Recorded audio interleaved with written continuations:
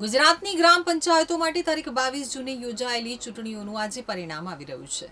ગુજરાતની ગ્રામ પંચાયતો માટે 22 જૂને યોજાયેલી ચૂંટણીઓનું પરિણામ આવી ગયું છે। તો સવારથી 9 વાગ્યાની ચુસ્ત પોલીસ બંદોબસ્ત વચ્ચે મતગણતરી શરૂ થઈ હતી। શાંતિપૂર્ણ અને નિષ્પક્ષ મતગણતરી સુનિશ્ચિત કરવા માટે મતગણતરી કેન્દ્રો ઉપર અને તેની આસપાસ કડક સુરક્ષા વ્યવસ્થા ગોઠવવામાં આવી છે। કોઈ પણ અનિચ્છનીય ઘટનાને ટાળવા માટે પોલીસનો બંદોબસ્ત ગોઠવવામાં આવ્યો છે। સમગ્ર મતગણતરી પ્રક્રિયા સીસીટીવી કેમેરાની દેખરેખ હેઠળ થઈ રહી છે। ગોંડલ તાલુકાના રીબડા ગામે એક સભ્યની પેટા ચૂંટણીનું પરિણામ જાહેર થયું છે। તો પૂર્વ ધારાસભ્ય સ્વર્ગીય મહિપતસિંહ જાડેજાના અવસાન બાદ એક સભ્યની ચૂંટણી યોજાઈ હતી। સ્વર્ગીય મહિપતસિંહ જાડેજાના પૌત્ર સત્યસિંહ જાડેજા વિજેતા જાહેર થયા છે। લોકોએ ફુલહાર કરી અને તેમને વધાવી લીધા છે। સત્યજીત જાડેજાને 111 મત જ્યારે રક્ષિત ખૂંટને 37 મત મળ્યા હતા। તો રીબડા ગામમાં વોર્ડ નંબર 8ની પેટા ચૂંટણી યોજાઈ હતી। સાથે સાથે મોટી સંખ્યામાં સમર્થકોએ વિજેતા ઉમેદવારના હાર તોરા કરી ઢોલ નગારા સાથે ઉજવણી કરી હતી। જ્યારે 11 ગ્રામ પંચાયતની પેટા ચૂંટણીમાં કુલ 17,335 મતદારોમાંથી 10,895 મતદાતાઓએ મતાધિકારનો ઉપયોગ કરતા 62.85% મતદાન નોંધાવા પામ્યું હતું। આ જોતા જ 10 તાલુકામાં કુલ 1,76,158 મતોની ગણતરી મેન્યુઅલી રીતે કરવામાં આવશે।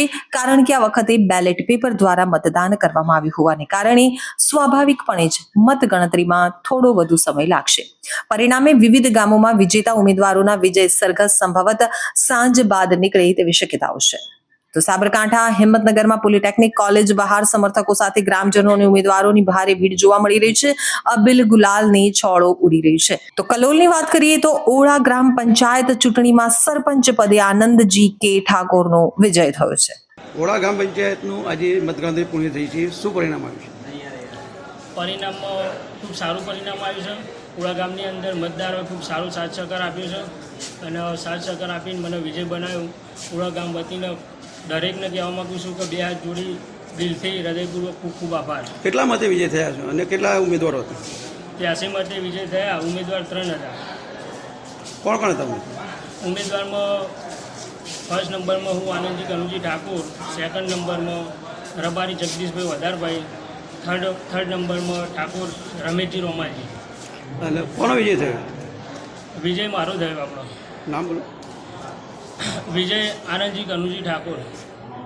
પાટણમાં આંબાપુરા ગ્રામ પંચાયતમાં સરપંચ પદે તેલ ઈશ્વરભાઈ હરગોવનભાઈ વિજેતા બન્યા છે। જો ભરૂચની વાત કરવામાં આવે તો ઉમરા ગ્રુપ ગ્રામ પંચાયતમાં સરપંચ પદે હેતલબેન પટેલ વિજેતા બન્યા છે। મને જીતવાની ખૂબ આનંદ છે અને અમારા ગામના સભ્યો એમને મને સહકાર આપ્યો ને મને જીતાઈ એનો મને બહુ આનંદ। સરકાર મને જે કામ થશે હું બધા કામ કરીશ। ગામની અંદર એવા કયા કામો છે જેને પહેલા તમે પ્રાધાન્ય આપીને કરવા માંગો? એક તો પેલા ગામમાં ગેટ નથી, બીજું પાણીની લાઈનની થોડીક તકલીફ છે ને ગામ પંચાયત નથી।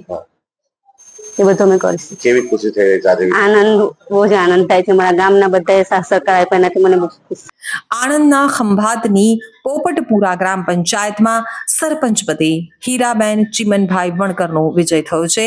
તો રાજકોટમાં વેજા ગ્રામ પંચાયત પેટા ચૂંટણીમાં મોટા ભાઈએ નાના ભાઈને હરાવ્યો છે। ગોંડલની વાત કરીએ તો વાવડીનો વીડો ગ્રામ પંચાયતના સરપંચ પદના ઉમેદવાર ભરતભાઈ મકવાણાનો વિજય થયો છે। જામનગરમાં હડમતિયા ગ્રામ પંચાયતમાં સરપંચ પદે દિવ્યેશભાઈ હિરજીભાઈ સભાયાનો વિજય થયો છે। ગામ હડમતિયા સરપંચ પદના ગ્રામજનોએ મત આપીને જીતાડ્યો તો ગ્રામનો વિકાસ સારી રીતે કર્યો એ અમારી આશા છે। શું કહેશો, કેવી રહી ચૂંટણી અને વિજેતા થયા બાદ શું આભાર કહેવા માંગુ? ચૂંટણી બહુ શાંતિથી થઈ। આ અમારા 2 હરીફ ઉમેદવાર છે, બધા સાથે મળીને અમે ચૂંટણી કરી છે, બહુ વ્યવસ્થિત કરી। તો દેવભૂમિ દ્વારિકામાં નાગેશ્વર ગ્રામ પંચાયતની ચૂંટણીમાં સરપંચ પદે રૂપારીબા રમેશભા સુમણિયાની જીત થઈ છે। સમર્થકોએ ઉજવણીમાં નોટો ઉડાવી હતી।